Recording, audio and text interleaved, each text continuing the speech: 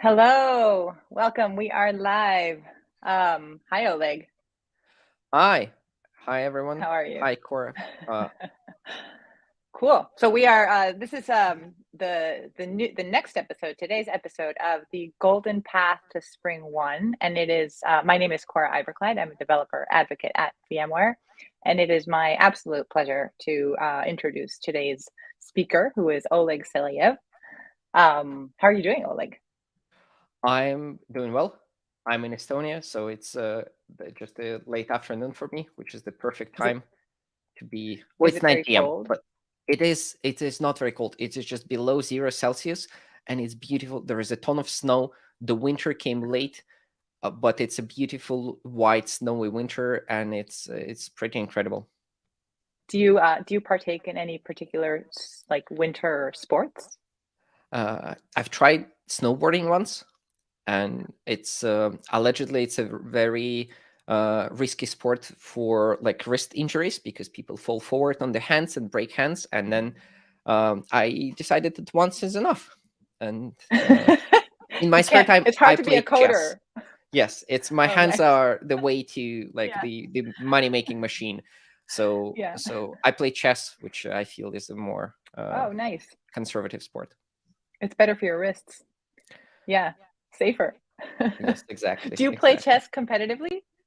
Not anymore. I sort of did that in the childhood. Well, and you have to understand, I grew up in Estonia, which is a small country, so the competitive scene in Estonia was nowhere near strong enough as, for example, a competitive scene in Germany or US or any other large country with a larger population. But yeah, I did play while I was younger, and then it was the Oh, wow. So mid you were mid so you were competing at a national level, I guess is Yes, what you're yes, saying. absolutely, absolutely. You're Without very without humbly great saying, without great success, but I did. wow, no, that's impressive. How fun. Yes, it's a lot of fun. I love because it's a purely intellectual sport, right? Like you can crush your opponents and without even like touching them. And very Yeah. often, very Without we're alive. Like let's not go deeper into that, but it's no, It's it's also just like there's no luck, right? Like you're not rolling dice. It's all your decisions. It's yes, entirely within your yes. control. Yes. So, which leads to a very interesting outcome when two players play, and then both of them probably are disappointed with their play after the fact, despite the fact that someone won or someone lost. Mm. Everyone is like, "Oh my god, I was so silly. I should have done better." But it's also a very good path for self improvement, and it's very humbling. It teaches you that there are lots of failures, and it teaches you not to be afraid of the failure, which is incidentally how you should treat tests. So it's Yes. a perfect segue, I believe. Perfect segue. Yes. So okay, so let's segue then. So first of all, so it's a pleasure to have you. Of course, Oleg Šelajev, developer advocate from Atomic Jar. Um, and he is here to tell us all about test containers and how they can improve your integration testing. So for this session is a little bit different than the ones at least that I've hosted in the past in this series, which is sometimes we save questions till the end. But Oleg is very, very welcome for your questions to kind of interject in the middle. So if you have a question, go ahead and put it in chat. As soon as I see it, I'll pop on the screen and join Oleg and make sure that the question is answered as soon as possible. And in the meantime, definitely share with us in chat where you're joining from, your experience with test containers, anything in particular you want to get out of today, so we can make sure that everybody learns what they're coming to learn. And I think that's really it. I'm gonna just hand over control to you. So Ola, give me 1 second. I'm gonna take myself off the screen. I'm gonna put your slides on the screen, maybe in reverse order. And as soon as I'm off the screen, it's all yours. So thanks. Oleg, take it away. Right. I hope we see the slides. Uh, they take all my real estate on all monitors. So if there are questions, please interrupt me and ask them because I don't see the chats. But anyway, I'm very honored to be participating in the Golden Path, and I think it's a very good initiative, and I loved following it up until this moment. And I hope this session will be quick-paced, demo-based, and educational. And I know that it's really, really hard to learn something by watching a video. And people learn in different ways.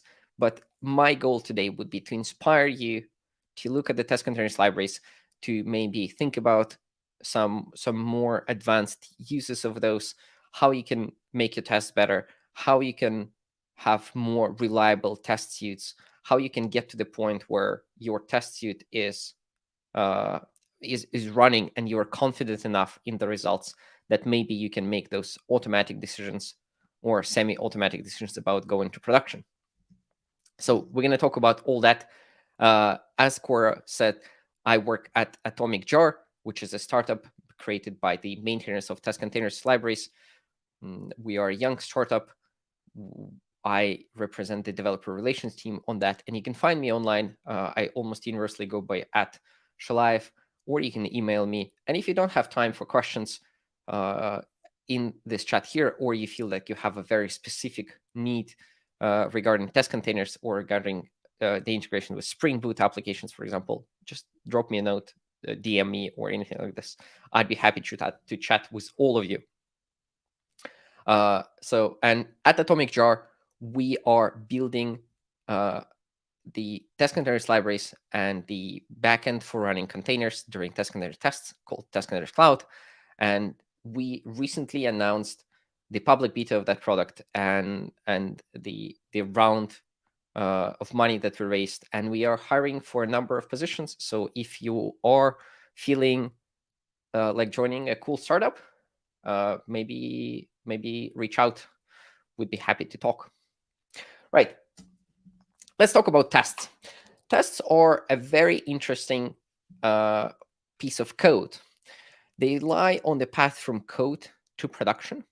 So essentially, whether you are practicing DevOps or you are in a more traditional development where there is a separate development and operations teams, or whether you're developing mostly libraries where there is no production or monitoring, but the results of your work is just a collection of jar files. Tests are essential. They are on the critical path. You cannot avoid them. And if you don't pay enough attention and you don't want to make them do that phase well, they will become a bottleneck. So in this session, we're going to talk about tests, and hopefully we'll see how easy it is to make decent tests for your Spring Boot test projects. If you think about the test organizations, then probably you have a picture like this in mind somewhere. It's a triangle, or how some people call it, a pyramid of testing. And it tells us that there are different types of tests. The base of this pyramid, well, it's a triangle because it's a shape, right? It's not a figure. So the base of that, anyway, is unit tests. They will test our code in isolation. They will try to get the smallest bit of code that we can run, and run automatic checks verifying the behavior of that piece of code. And then there will be many of those. It will be very easy to maintain because they exercise everything in isolation. There will be easy to write, easy to run, easy to maintain. Everyone will love them, and we're going to cover all our code with them. And then on top of those, we're going to have integration tests. And they will be a little bit harder to maintain because they will be more sophisticated. They will run the system with multiple components in place, maybe with some technologies similar to what we use in production. Maybe not, but they will exercise the system with multiple components at the same time, and we will verify how the result of the integration of different components will work together. And then we'll have the end-to-end tests, which will run in environments similar to production, and they will be even harder to maintain because you need to actually recreate the production environment and then run your tests there. And then there will be even fewer of those because the amount of tests is, well, inversely proportional to how hard it is to create and maintain them. So that would be it. But then lately we figured out that it's not that useful maybe to have that test organization in mind for the applications that we're building nowadays. The applications become smaller. We try to build the services that are more single purpose rather than the large systems that do everything at once. We like to deploy them individually. We like to evolve them individually. And then it happens that the behavior of a larger system very often is not just the behavior of individual service, the business logic in that, but also the behavior is encoded in the interaction between different services. They would be done through databases, or it will be done through message brokers, or it will be done through cloud technologies, but there will be like application business logic will be smaller, but the importance of how our application interacts with other components will be much, much higher. So different teams came out with different approaches, how they do testing and how they understood that integration tests are more important in value and give them larger confidence for predicting how their application will behave in production. They still do implementation detail tests. And this honeycomb example is taken from the Spotify blog post, and Spotify runs a ton of microservices. They still do implementation detail tests for testing isolated logic components, and they still do integrated tests, which run in the production-like environments. But the bulk of the testing and the automated decisions of the quality of the code are based on the integration tests. And the integration tests are nowadays much, much easier to create than way before. And one library that enables easy creation of integration tests is Testcontainers. So let's talk about Testcontainers. Testcontainers is actually a collection of libraries in different languages. And what it allows you to do, it allows you to easily programmatically create, configure, and manage instances of common technologies such as databases or message brokers or web browsers or cloud technologies, run them in containers and use that for your testing purposes. So you would have those lightweight ephemeral containers that you can run, you can spin up programmatically. Your test can declare what environment that they need to run in via Testcontainers API, and you can run tests with those. So that's the name, Testcontainers. Last year, ThoughtWorks Technology Radar put Testcontainers into the adopt category, signifying that probably you should have a very strong reason not to use Testcontainers, and you need to understand why you're not using that rather than the opposite. And they also wrote a very kind feedback to the library and said that this could be a default option for creating reliable environments for running tests. Because of the lightweight nature of those disposable containers and the programmable API, it makes their functional tests more reliable, which is exactly what you want from your tests. You never want the test that fails for no reason. You never want a test that, the door to the balcony opens only on Tuesdays, because flaky tests mean you need to debug them, you need to reproduce the problems, and you need to spend very valuable development time to reproduce and chase those flaky tests. So reliability of the tests is a very, very big benefit of using libraries like Testcontainers. And the only thing that Testcontainers library need to ensure this creation of those reliable environments is access to a Docker environment. Testcontainers says work with any compatible Docker environments.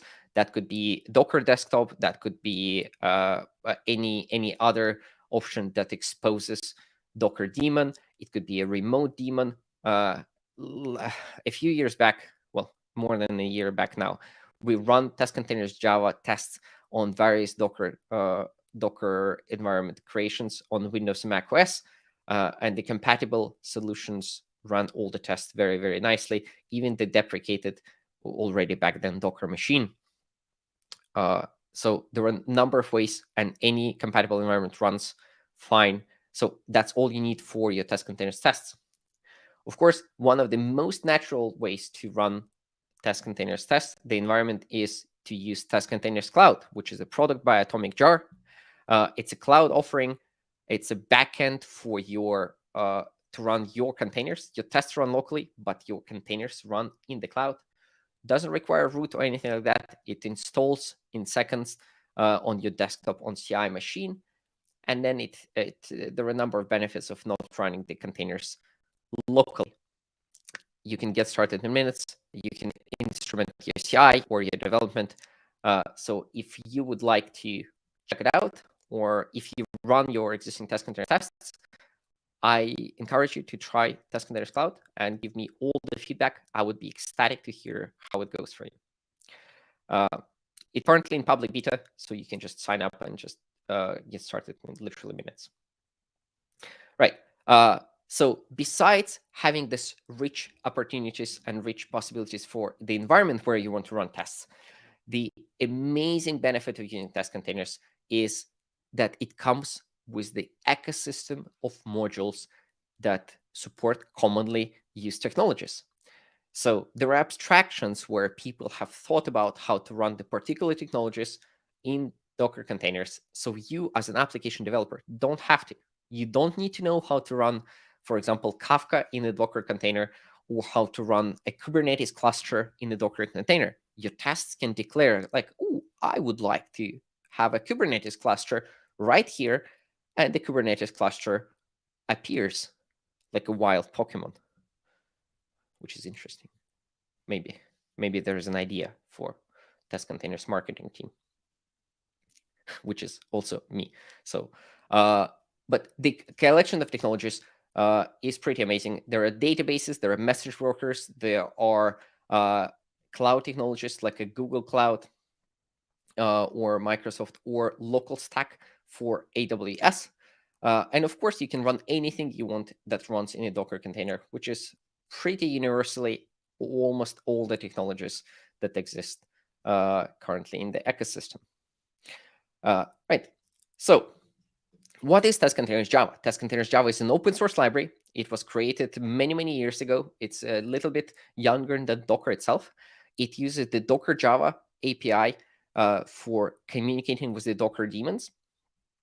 And it integrates with frameworks like your testing libraries like JUnit or Spock, and with the application frameworks like Spring or Spring Boot. So it simplifies the testing of your applications. And yeah, it's an open source library. You can look at the source on GitHub. You can clone it. You can contribute it. You can contribute the modules for your favorite technologies if they're not there yet, or you can improve the modules if you want. And then what Testcontainers Java does, the functionally, what it happens to do, is it does three things mainly. It gives you the API to do the container lifecycle and cleanup. It gives you the API for configuring both the containers, as in like Docker containers, which ports you want to expose, or which how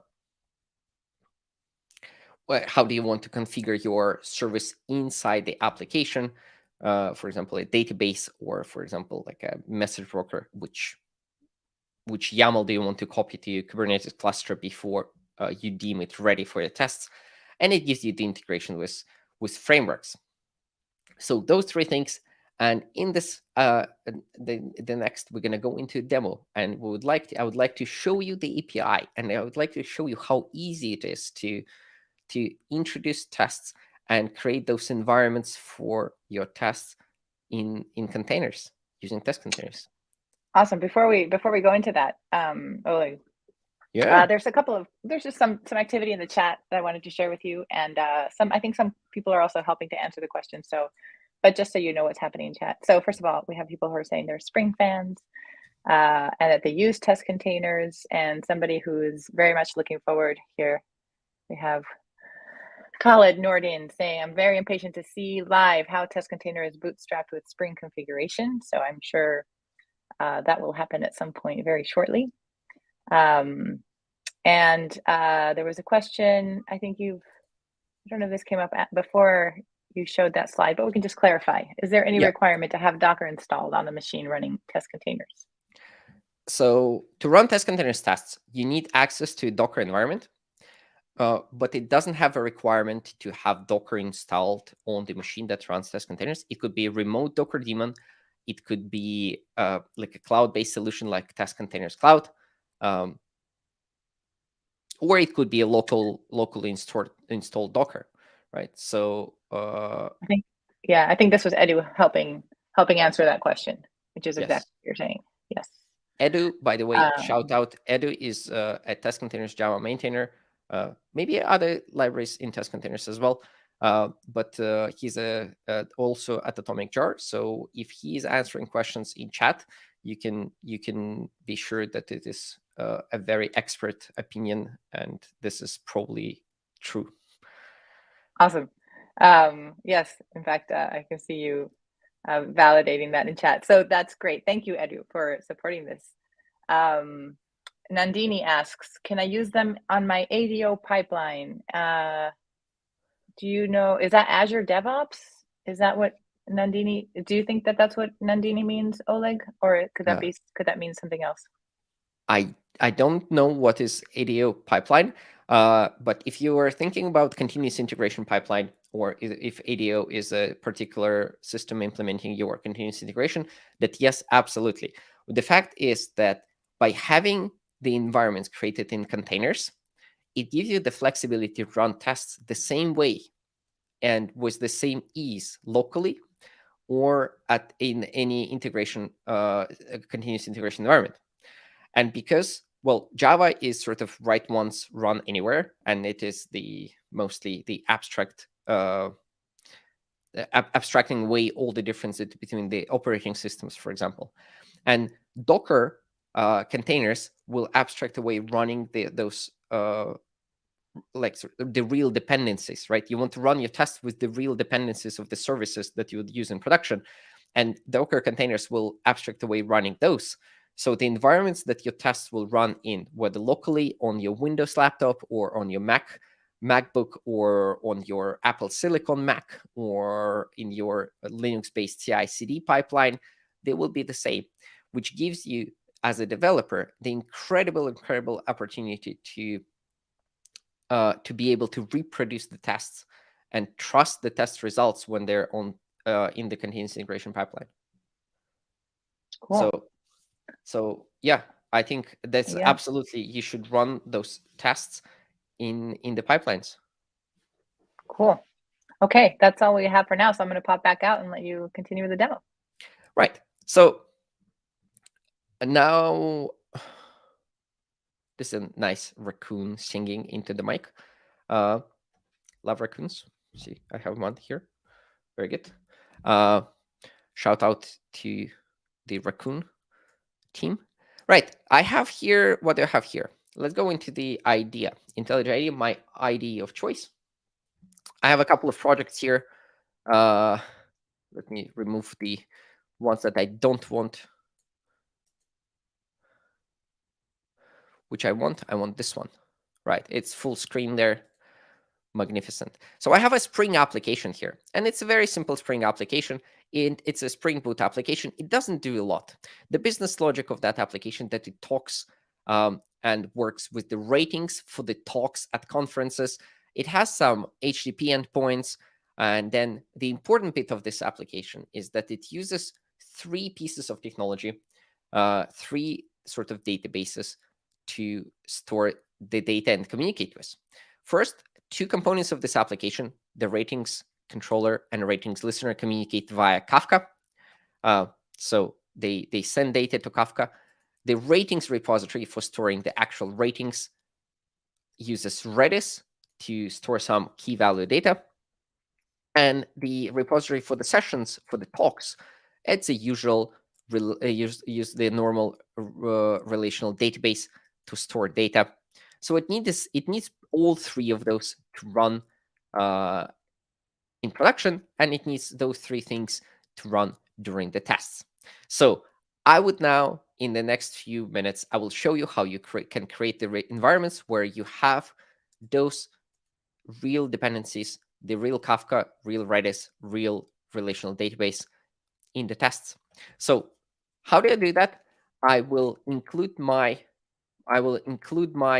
how do you call it? test containers dependencies in the POM XML, or if you're using Gradle, into your Gradle build file. So you can see that there are a number of those that I have included already in the application. One of the main ones will be the test containers core, or for example, the JUnit integration by test containers. It will bring out the necessary dependencies for test containers. And then for the particular technologies, for modules, you can include optional additional dependencies, which will be additional jar files that will know and abstract away how to run particular technologies in containers. So here, for the sample purposes, I have included a bunch, but they come in all shapes and forms. So we have the databases like a MongoDB, Kubernetes, MariaDB, Cassandra, Pulsar, Postgres, Red Panda, which is a Kafka implementation, Kafka, which is the Kafka implementation, and so on. So the application is very, very simple. It runs, it creates, and it also have a bunch of tests. So let's see. First, I would like you to talk to you about the basic API of test containers. So there's the basic API. The one that you need to know the most is the generic container. You can see that it comes from the test containers libraries, and it sits there. It's a container. It implements an it is an abstraction to represent any container that you can run. So to instantiate that one, you can create it. You can pass the Docker image name, which is in this case the HTTP bin application, and you can configure it using the programmatic API to do whatever you want, however you want to configure the container. So in this case, we know that HTTP bin would be the network application. So we're going to say that this container needs to expose port 80 inside the host. The cool bit about this is that your IDE supports you at every step. So everything that you can do with the container and everything that you might want to do with the container, override the command, specify waiting strategy. What does it mean for the container to be up and ready? Specify the dependencies between multiple containers, specify the environment, specify which ports needs to be exposed, specify which files you want to copy into the container, specify all that you can do by just typing dot in your IDE and looking at the API options that the test containers library offers you. So it's very, very simple. You don't need to know what containers can do. You don't need to know what particular containers or particular technologies in containers need to have configured for running. So you can just do dot and it go, right? So in this case, we're just exposing port 80 inside the container, and then we can consume that container or that application by using any means inside the tests. So in this particular test, I will try to access that application on my local host port 80, and this test will naturally fail. I can run it as my single unit test. The cool bit about this is that while the container configuration, while you might say like, oh, Oleg, you are using third-party technologies, you're spinning up a container, this is clearly an integration test, that label is just a word. That label is just a word. The user experience, my developer experience, is that this is the unit test. I can run the test individually from my IDE for and it fails. Why it fails? Because there is no actually port 80 that is available that is mapped on my host machine. The port 80 is from inside the container on my host machine. This is port mapped to random high value port. So instead of hard coding something like this, what I can do, and this is the beauty of test containers approach, is that container is running, and it can be running anywhere where the Docker environment is configured. In fact, in my case, it is running in the cloud, in test containers cloud, in some data center nearby. It's an edge deployment, so it picked a data center at random that is close to me. It connected to me, and then we can see somewhere in the logs that my tests found the Docker environment that is test containers cloud. So this container is not even running locally. So I cannot expect to use it well, even if it would run locally, the ports will be random anyway. So, but what I'm trying to say is that to access this container, I shouldn't rely on the information like this. What I can do, I can ask this container using API because I'm in the code. So what I can do is I can ask, where are you running? What is the mapped port that is available outside of the container? And I can run this test and it will happily pass, which means that I run in the container, I run that particular Docker image, and then I started the container, I ran it, and I queried that URL, and I got the response body, and my response status was 200 OK. So, and it ran really, really fast. It took absolutely no time to run this, milliseconds, which is very, very easy. Right. So this is the basic thing. So this is the basic API that we need to know. Besides the configuration options, there are also lifecycle methods that you can use. For example, start or stop. Well, it's a void method. So start or stop. So I can manually do this. But in this example, I'm using the Testcontainers JUnit integration. So I marked my class with Testcontainers annotation, and I marked my container with the @container annotation from the JUnit integration, Testcontainers JUnit Jupyter. And then the lifecycle of my container is tied to the application tests. The static field will initialize the class, the container, and start the container once per class, sort of as in before all, and stop it after all.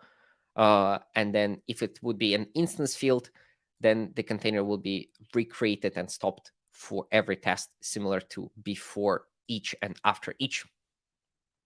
So fairly simple. And this is the basic API there. What else can I do? I can do many, many things. I can, for example, besides configuring just the container, here's another example of the test. I will manage the lifecycle still with the JUnit Jupyter annotations. I will have the same generic container abstraction that I'm going to use. And I'm going to run just the Alpine image, which is the Linux.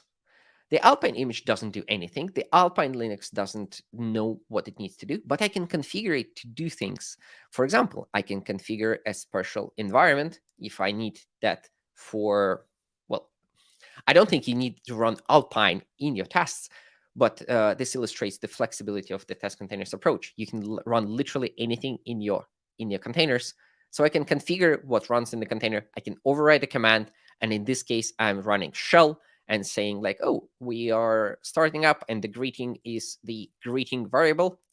And I can specify what does it mean for the container to be up and ready and up and running, giving the full control for the library authors to create any kind of abstractions based on the generic container.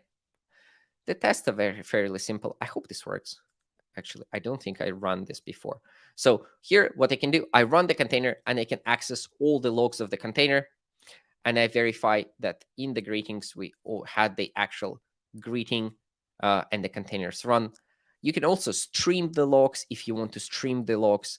And there is a full flexibility of what you want to do with the container. Everything that you would sort of do with your container declaration when you do Docker run and then parameters and then image name, right? And then you expose ports, something like 8080 and 8080.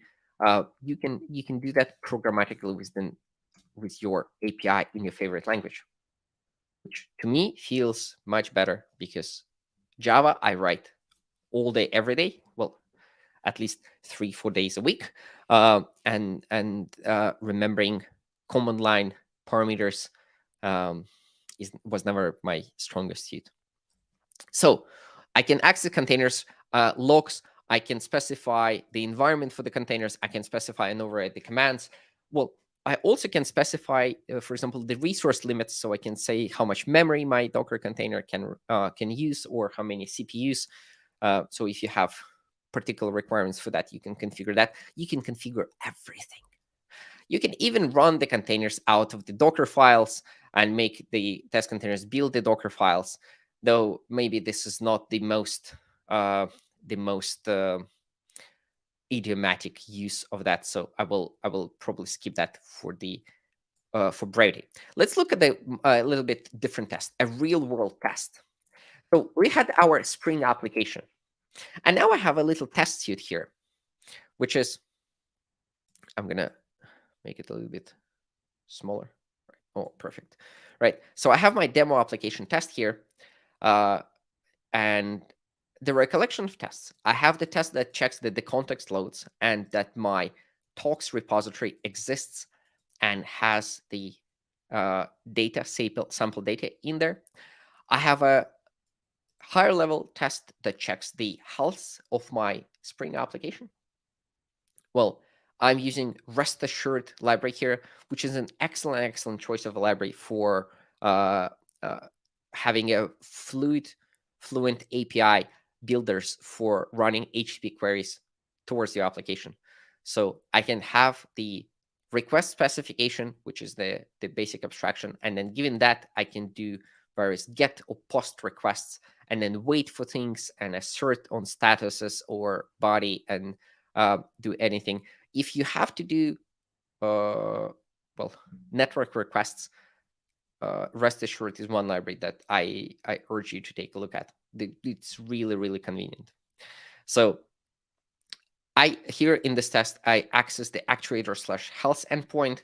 So we are trying to determine when our application, where a Spring Boot application is up, I'm trying to determine whether it thinks by itself that it runs in a healthy environment where everything is configured. That is an actual test. I have the high-level functional test that checks whether my ratings can be sent to the endpoint/ratings. I'm posting a new rating for a sample talk there with the very apt name for the session. It's a test data, so it can be anything.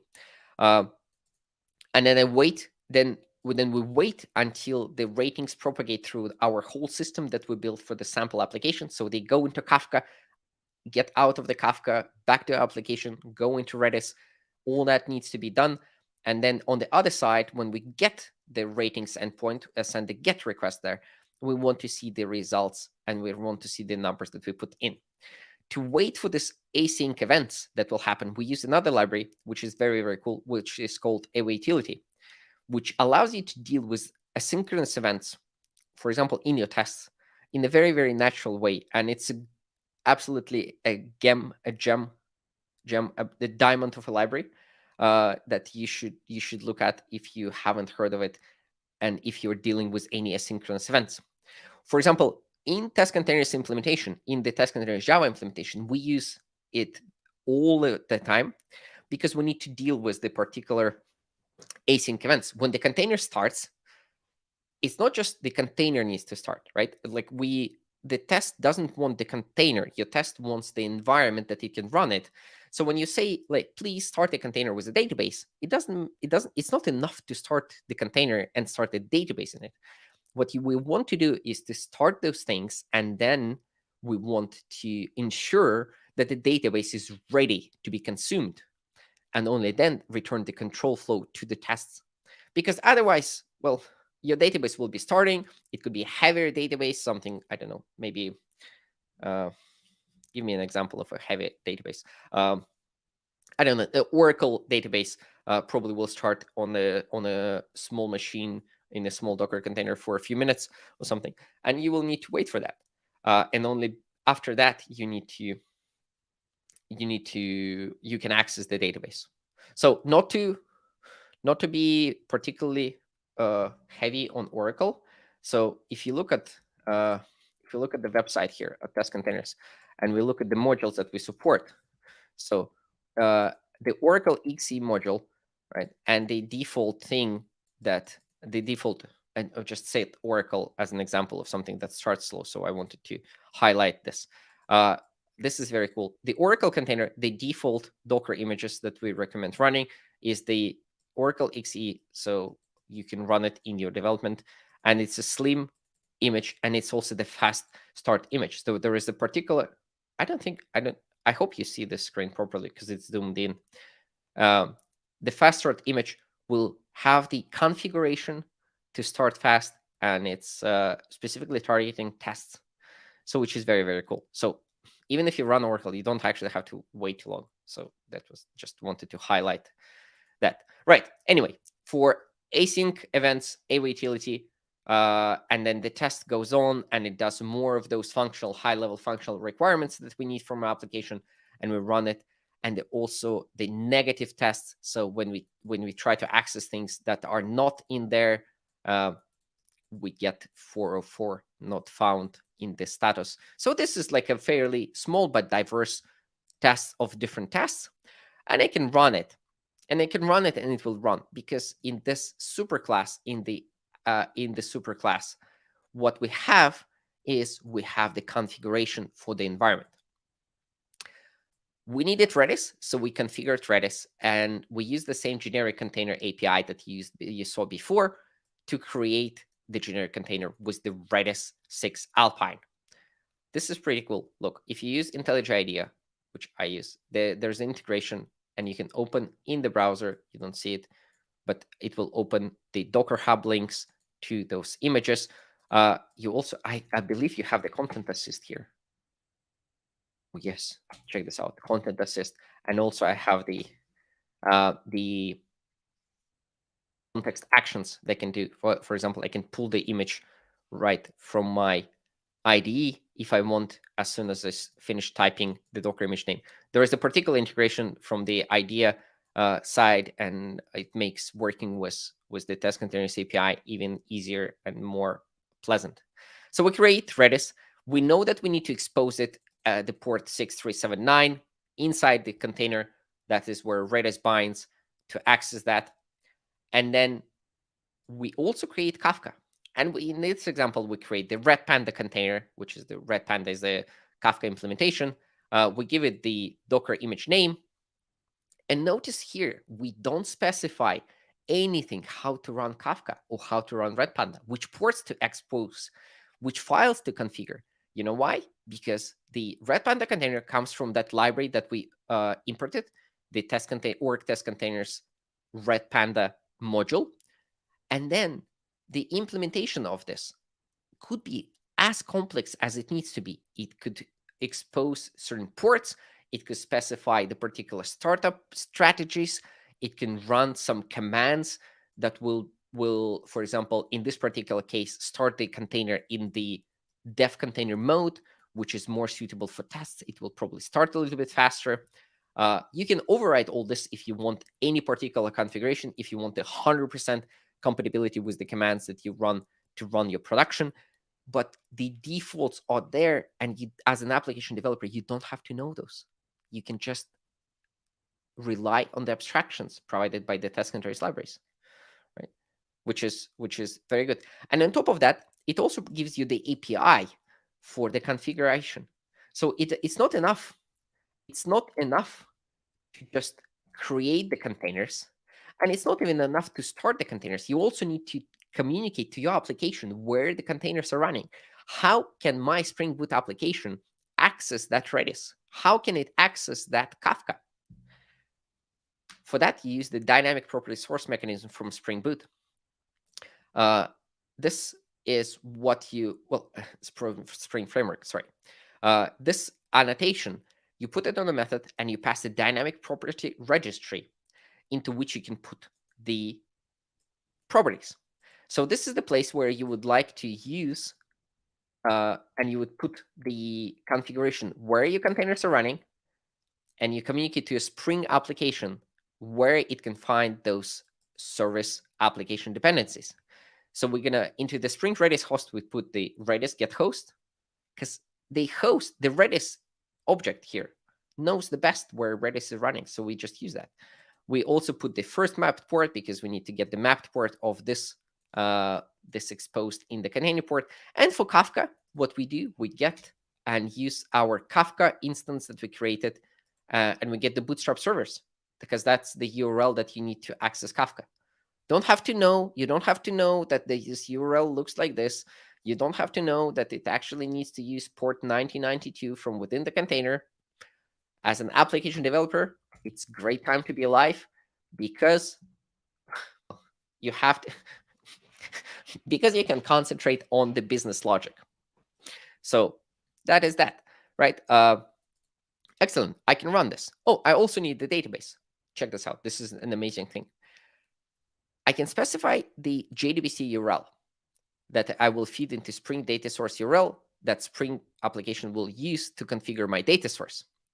So normally it would be JDBC slash like colon, then the location of the database and so on.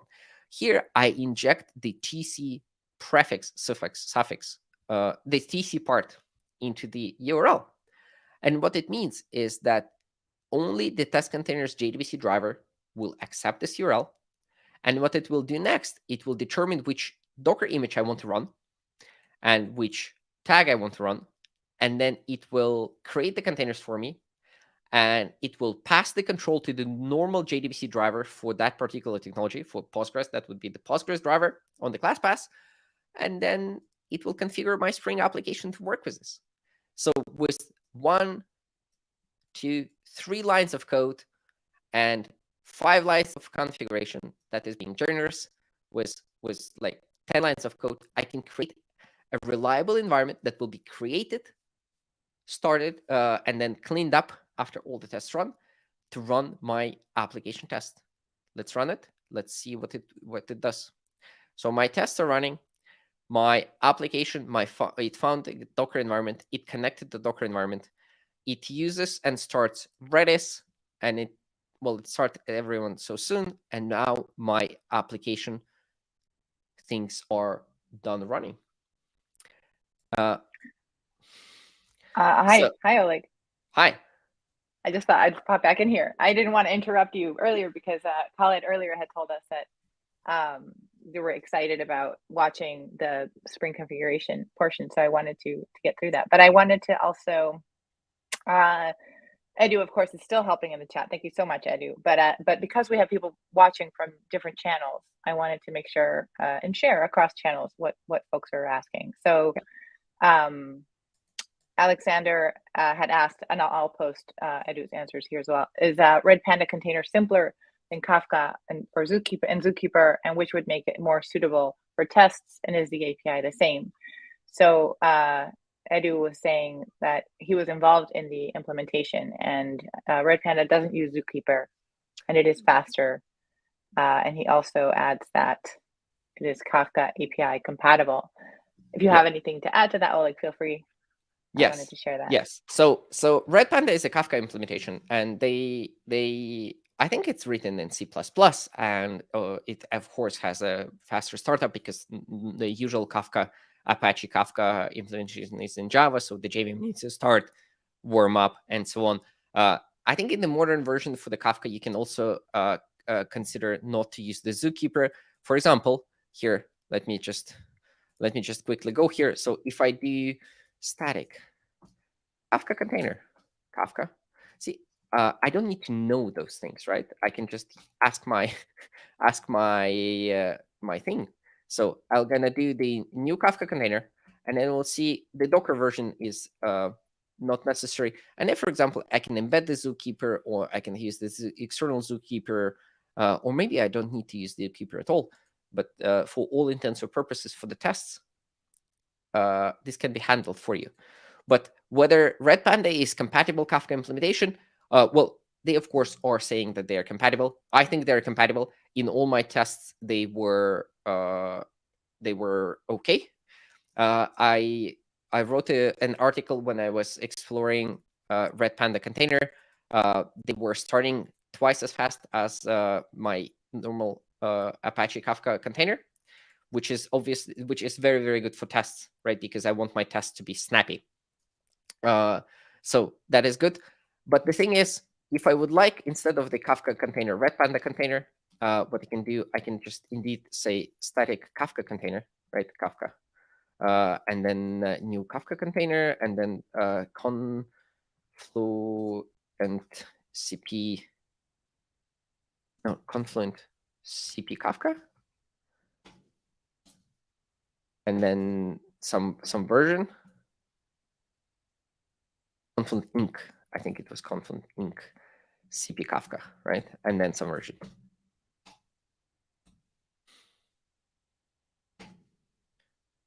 Right. I'll just 5, 4, 6. Come on. Oh, idea. You're embarrassing me in front of the wizards. So I can do this. CP Kafka and give the version, and then say, for example, that's it, right? And all I need to run one or the other one and run my tests, right? And then given that the claims of compatibility, and if your tests pass, that means that Red Panda behaves, for the purposes of your application, behaves exactly the way that Kafka, and you can probably try to migrate or use. A follow-up question here. Oh, I'm sorry, Louis. Yeah. Does that mean Zookeeperless Kafka is now GA for development? I'm not affiliated with the Apache Kafka project, so I would not be the authority to speak on that. I just know that there were efforts to be able to run Kafka without, like, Apache Kafka without Zookeeper, for simplicity. Whether that is GA for development or in general, you need to go to the proper sources for that. I'm gonna pop off the screen in a second to give you back control, but I just wanted to mention, I know you're not there yet, but we do have somebody asking about installation. If you're gonna, so just when you get there, if you could be a little more explicit about how to install. This is my favorite topic. We were just earning my. I'm going to pop off now and let you continue. Oh, and then I'll answer. Sorry, Dennis. Somebody's asking if we're recording this session. We are recording this session, and it will be available. Okay, I'll give you back control of this. Okay, doke. So how to install Testcontainers Cloud? A quick demo that it actually starts in maybe minutes. So you go to Testcontainers.cloud, you click the Start Testing button.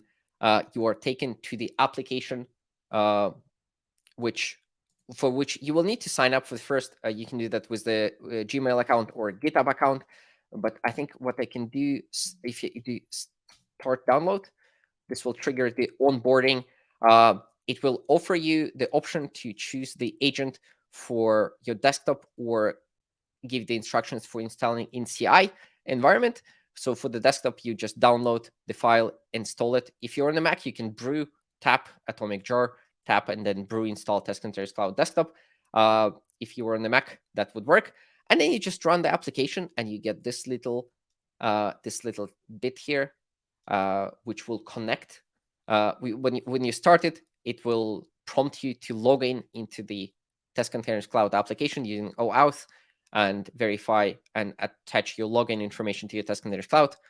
And then when you first run your Testcontainers tests, they will automatically discover the Testcontainers Cloud agent application, and it will go and provision the VM in one of the edge data centers near you based on latency to improve your performance of your tests. So the tests are running in the cloud, but as close to you as possible. And then they will just run it, right? So this is just literally download the image. And for me, that would be just installing it, dropping it into the application. And for CI, it is very, very similar. So for the GitHub actions, there is an action that is shown here, but for, let me see, for something that doesn't have the action-like environment, what you need to do is you need to curl the agent application. It's a like user space application, so it doesn't require root or anything like that. So you just need to download that, run it while configuring the cloud token to connect to your account when you run it, and then you just run your tests. And the Testcontainers tests automatically determine if the Testcontainers Cloud application has been configured. It goes through the normal configuration mechanism for the Testcontainers tests, which is the Testcontainers properties file, where you can configure where your Docker daemon is running and some other configuration options. So the agent writes that configuration there for you, and then the tests use that automatically. So when I run the tests, I don't have Docker running on this machine, they automatically connected to that cloud environment. There are a number of benefits to that. Since we're talking to this, the containers don't use the CPU and memory of your local machine. The cloud is much easier to scale. So if I want to run my tests in parallel, I can use the turbo mode, and different JVM processes will get different cloud environments to run my containers. So I can scale this way much easier without requiring a larger hardware here. And as I said, it doesn't require root or configuration, so you can install it and use it on any environment, like Kubernetes-based CIs. For example, I know there is fairly awkward to run Docker in those. Or for example, if you run services CI environments where already they run your tests in containers, then you don't have to know the particular details of how they run Docker, but just do that. Yeah, it's very easy to get started. Testcontainers.cloud /sign up, and just you can start in minutes. Right. Thank you very much. I would love if there's more users of Testcontainers Cloud, so you can give us more feedback about how it works for you, and we can build the best service for you available. So thank you for the question. Right, we have a few more minutes. And what I wanted to say, I think, at the end of this, so you can create those environments very easily. There are modules for everything. So I wanted to show, but I didn't maybe get to show various cool things. There is a Kubernetes module which runs the K3s Kubernetes. And I'm not going to explore this test in 3 minutes, but in a nutshell, you can create a proper Kubernetes cluster from your tests. You can start your Kubernetes cluster. You can get the Kubernetes config if you need, and then you can feed that into your Kubernetes client and do deployments or anything like that. So if you work with Kubernetes and you build like operators, or you build some systems based on Kubernetes, you still can do those tests with the real environments, with the real Kubernetes clusters.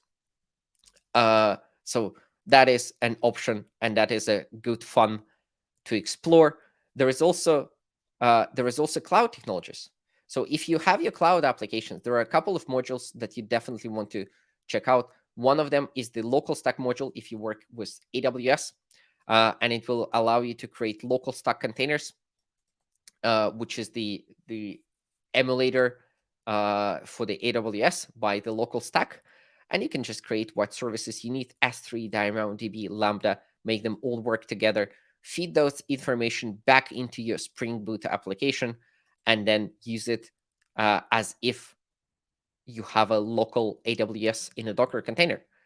And this is incredible, because this would work locally on your machine. As I said, it will work locally, or it will work in your CI, and you can have those reliable, high-level, high-confidence tests that look and feel like unit tests, right? You can run them individually. You can run them in your IDE. You can debug them. Like, you can put debuggers in there, debugger breakpoints, right? You can put system println in there.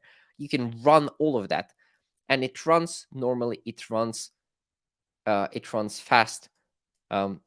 It just runs as you want it to run. So the user experience is very nice, and yeah, it's all programmatic. So as a developer, you have all the control, and then you will see those green check marks around your tests, and for the brief moment, you will experience joy, and then you will have to commit your code and then go to the next task. Such is life of a developer. Right. Don't want to finish on the sad note. Sorry, got distracted. My bad. Right. So what you can do more, there are libraries in all other languages as well, in all popular languages. There is Testcontainers Go, Testcontainers Python, Testcontainers.NET, very popular nowadays, growing. There is Testcontainers Rust, there's Testcontainers Node. So the approach of Testcontainers has been implemented in different languages, and they offer idiomatic language-specific API for like this, implementing the similar concept. So if at your company you don't just do Java or write the JVM, obviously the JVM languages like Kotlin and everything can use the Testcontainers Java library normally, but for the other languages, there are other idiomatic implementations. And besides just running the containers, you can do cool things. You can do complex topologies. You can specify the startup and waiting strategies to personalize your containers and your experience. You can create images on the fly. You can do everything that you want to do with the containers naturally, and just enjoy writing and maintaining tests. And that makes the development fun again, because you can actually know when your things are working well. If you want to learn more, there are a couple of resources that you want to check out. Maybe the testcontainers.org for the testcontainers Java version, or testcontainers.com for the general common website for all the technologies. There's a Slack workspace that you can join where the team hangs out. You can say thank you to Edu for answering questions in there. I think that would be a sweet gesture. If you're watching this in 2025, go to the Slack and say hello, Edu. That would be a fun experiment. And then of course, the library is open source on GitHub, so you're welcome to check it out. So that's sort of it. That's all I have today. Hope you enjoyed it. Hope you had fun. I hope we have maybe a minute for questions or something. But awesome. Oleg, that's phenomenal. It's always fun to watch you present on this stuff, and it is such a great technology. It really is. I learn something every time I see you talk about this topic. And you do have, you have several people saying thank you. You have a little bit more specific positive feedback. Khaled says it's like a free consulting session and interactive Stack Overflow at the same time. So great job. Says. Thank you for the kind feedback. One other question from Benjamin about some of the code base, having access to the examples. Can we have access to this code base for testing AWS services using local stack and test containers? Right. If you go to the testcontainers.org, and I don't think the documentation there is very, very maybe thorough, but there are definitely, you can check it out how it works. And one underappreciated source of the examples and how to use the particular technologies and test against the particular technologies is drum roll, is the source code, which is not exactly the source code, but it's even more fun. So if we go to the GitHub repository for test containers, we go into modules, we go into the particular technology, which is I need to repeat my alphabet. We go into local stack sources, and we don't go into the actual implementation. But here's the trick. We go into tests, because the tests are, all modules come with the tests, and the tests show how you can use the particular technologies. So this is how you configure, for example, in Amazon S3 client builder to work with the local stack. And you can see some common patterns or some common configuration options that you need to do for particular things. I don't think we have the examples or tests with the particular frameworks. So you will have to figure the integration with Spring Boot at your own. But you also can see the examples. And if you come to Slack channel, we can find those. Or there is a second resource that I use very often, which is the GitHub for Edu. Shout out to Edu. He's an amazing contributor to the open source community at large, and he has a number of examples, a lot of them from the Spring Boot examples, because I think Edu is a Spring Boot committer, or maybe Spring committer. So there are a number of examples. I think there was one for local stack here as well. Maybe not, but maybe I don't know. But there are a bunch of examples how to integrate that with Spring Boot that you can check out. So with those two resources, you will be well equipped to build your tests properly yourself. And it's all on GitHub. So I hope that helps a little bit. Awesome. Okay, so I think that's let me that's it, right? That's all for the slides. So let's go this way. Cool. Well, thank you, Oleg. We appreciate your time. We appreciate you sharing your expertise and your always I feel like your contagious enthusiasm for this technology. It's fun. And all the raccoons. Oh yeah, the raccoons are my favorite. Yes, thank you. It's easy. I will just say the words of my great mentor Josh Long. It's easy to be excited about the technology when the technology is so great. It's not me, Yes, it's it's true. Testcontainers, right? So It's so true. it's yeah. We have another question actually. Benjamin, uh, hitting the right questions. Now that we have test containers, do we really need mocking in our tests? That is a very good question, and the answer to that, as to all good question, is it depends. So a little bit longer answer, which is sort of an answer of a mathematician, which is technically correct and a little bit useless, is that you should do your tests are there not to just be. The tests are there for two reasons. They like for one reason mostly, right, is to verify the quality of the code at the particular point in time and that it works the way you expect it to work, right? So if mocks are working for you, this is fine. If they gives you the high levels of confidence, this is great. I would prefer in my code and in my projects, and my recommendation in general would be to test with the real dependencies, with the real technologies that you have.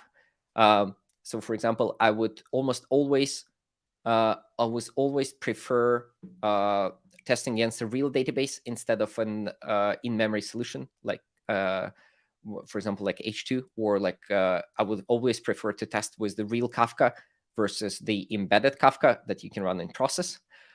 But also, you don't really want to spin the entire microservices system maybe for your individual tests. So you do need to sort of cut through your services around some limit. So for the third-party services, I would do high-level mocks using WireMock or maybe using a mock server. I will spin those up as the real services, like as the real mocks in containers. So with this, still, I will my application under test will exercise the old like networking code, will expect the proper responses. It will still verify all the serialization data. If I am building my native executables with GraalVM, it will still test whether I added the proper configuration, that my model classes are included, and I can serialize, deserialize them, right? So I will do the most real like thing with real dependencies or high level those service level mocks, but I will probably not mock my code, like parts of my code in the tests, wherever possible. So that would be my approach. I think you have like some agreement here. Edu is saying there's nothing like testing with real dependencies. That's a lot of value. And Khaled was saying, similar to what you were saying in the latter part of this, that in some places it makes for faster testing, but also agrees at the end, in some places you definitely want real integration. Yes. So it is a trade-off, and well, you do you, but like for the greenfield projects, I will probably not mock. The also one of the downsides of mocks, right, is another question.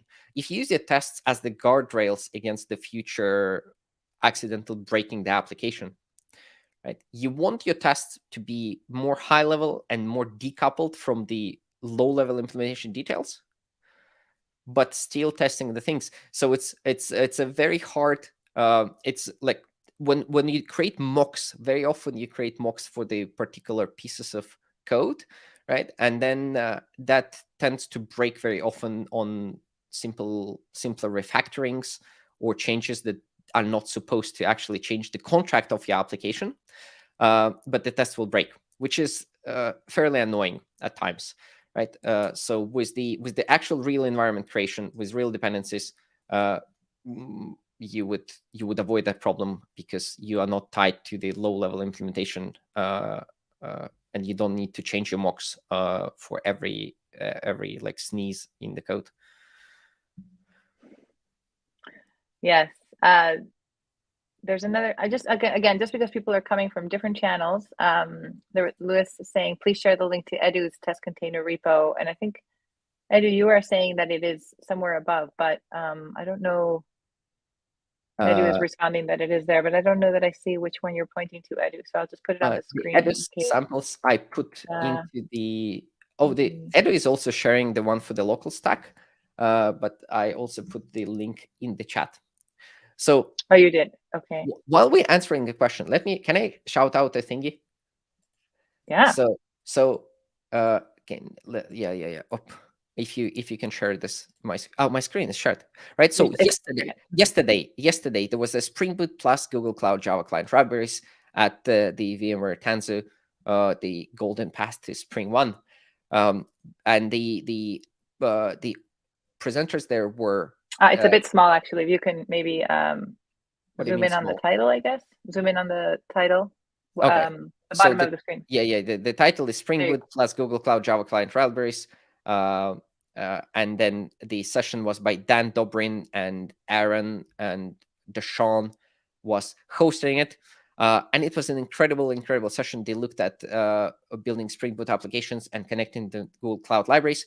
And they also, a part of that, what they also did, they used the Testcontainers emulator for the Firestore and for other Google Cloud tech. So if you want the particular, maybe an example on the using Testcontainers to test your cloud native applications, and well, you happen to work with the Google Cloud, then that video from, I don't think it's yesterday, but maybe 2 days ago, that could be a very, very good source of knowledge and cool tidbits. Awesome. Thanks for sharing that. We have a couple more comments here. Yeah, absolutely. Khaled is saying maybe no more H2, which is good because sometimes H2 behaves differently, right, than your real database, and this is so much easier that it's hard to justify.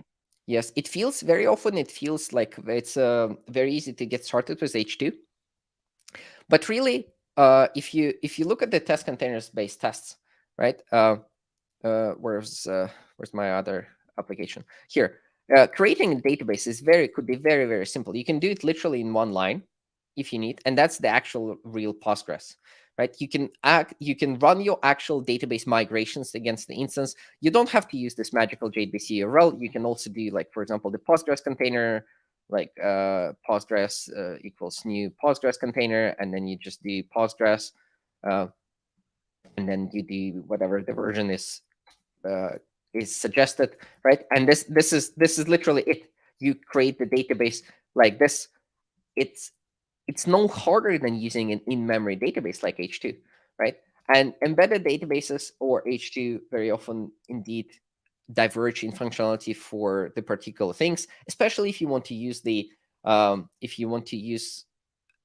like some maybe like not the most common parts of database. So if you use views or materialized views, for example, I think H2 breaks compatibility almost immediately, right? And then given that it's so easy to run the real thing, do you really need to like set those rakes that you're gonna run over and get hit on your forehead when you can just do the right thing so easily?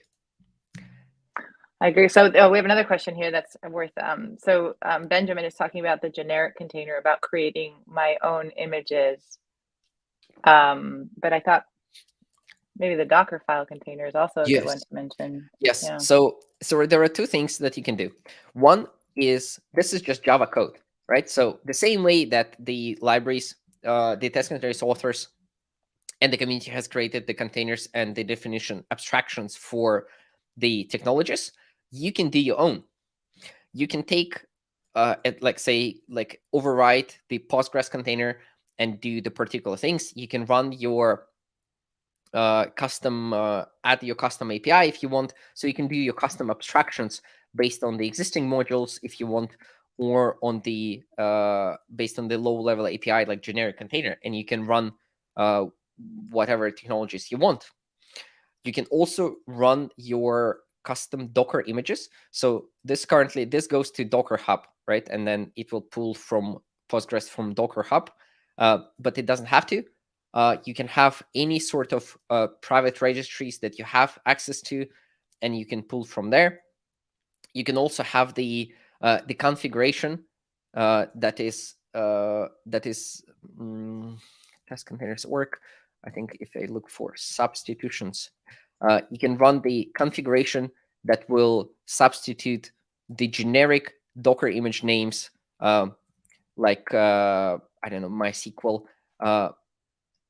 You can use private registries for your company with the full URLs as shown here, or you can have the configuration whereas to automatically do that for all the tests on the sort of environment level if you want to do so, or the custom functions how to transform that. So common private images, your own Docker images, you can do your own abstractions on the Java level. You can publish them as libraries to not just for you to consume, but so for your whole company to consume and run, for example, the particular versions of the database if you want.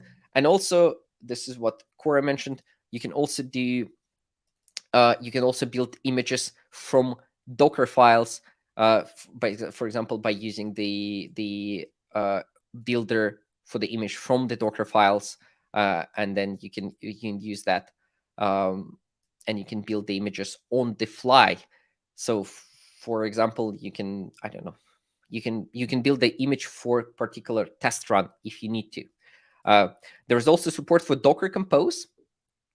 So if you have an environment encoded in a Docker Compose file, you can specify that you would like to run all those containers with the Docker Compose module from Testcontainers, and then you would just say environment up, and you will get the environment up.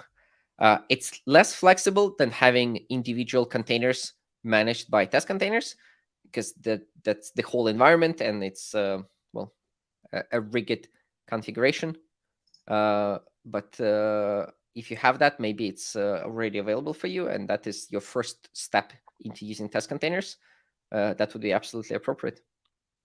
Yeah, which is to say, if you have a Docker file, I mean, Khaled also was responding to the question saying, there's other ways to build containers, of course, Jib, or if you Gradle or Maven Cloud Native build packs will do something similar, also integrated with Gradle or Maven plugins. But I guess what we're saying here is the one that's built into Testcontainers that will actually take source code and sort of natively to Testcontainers generate an image as Docker file based. Otherwise, you'd have to create your container first using some other mechanism, and then start them up using Testcontainers generate container. Is that what we're saying? I think there is even an experimental integration between Testcontainers and BuildPack. So you can use BuildPack to build images from the Testcontainers API. Oh, exciting. I think there was a recently session at the sort of visual podcast called Testcontainers Live.